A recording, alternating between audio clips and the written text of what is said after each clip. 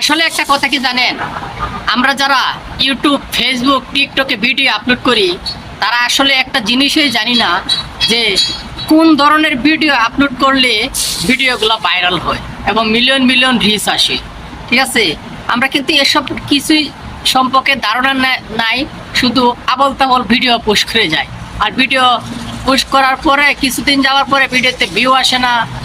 TikTok কোম্পানিকে গালাগালি করি, ফেসবুক কোম্পানিকে গালাগালি করি, ইউটিউব কোম্পানিকে গালাগালি করি। আসলে আমরা নিজের দোষটাই কিন্তু অন্যদেরকে উপরে চাপিয়ে দিতেছি।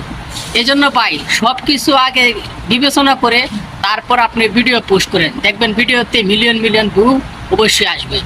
আপনার ভিডিও পোস্ট করার আগে আপনাকে অবশ্যই জানতে হবে আপনি কোন ধরনের ভিডিওটা পোস্ট করবেন, কোন ক্যাটাগরির ভিডিওটা পোস্ট করবেন। ঠিক আছে, ওই ক্যাটাগরি নিয়ে আপনি সবসময় ভিডিও পোস্ট করবেন। এখন ফানি ভিডিও, কিছুক্ষণ পরে ভিডিও, কিছুক্ষণ